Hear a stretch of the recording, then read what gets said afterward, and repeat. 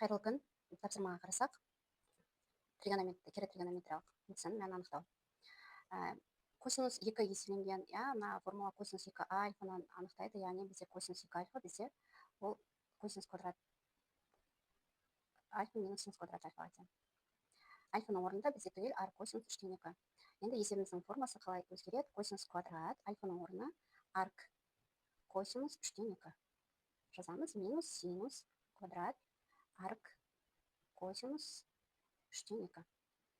Енді есепті шығару үшін мына квадраты ол жалпы өрнектің квадраты деген сөз, яғни косинус пен арк косинус қысқарады, 3-тен 2-ның квадраты бізде 9-дан 4-ке тең болады.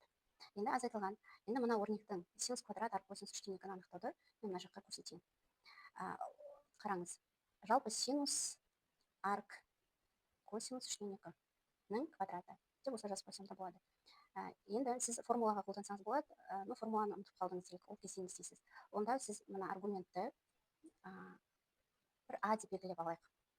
Яғни мына аргументті. Енді мен арк косинустан құтылу үшін екі жағынан да косинус табам. Косинус табам дегенде косинус пен арк косинус қысқарады да, теңдіктің сол жағында 3-тен 2, мына жағында оң жағында косинус а шығады. Косинус а 3-тен 2-ге тең болса, синус аны мен ең бірінші негізгі тригонометриялық тепе-теңдіктен тауып аламын. Бір азайтылған косинус квадрат альфаның формуласымен, яғни 9-дан 4. Ол бізде 9-дан 5-ке тең. Яғни есепке оралатын болсақ, арк косинус 3-тен 2-ның мәні аға тең болғанда, синус а неге тең екен? 9-дан 5-ке тең екен. Синус аның квадратының өзі 9-дан 5-ке тең екен. Енді мен осы анықтағанды ол жаққа жалғастырып жасам.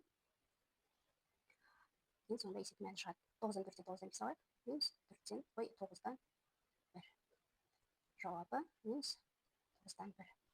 Енді осы айтылғандарды ескеріп, өзіңіз келесі тапсырманы шығарып көріп, комментарийге қалдырыңыз.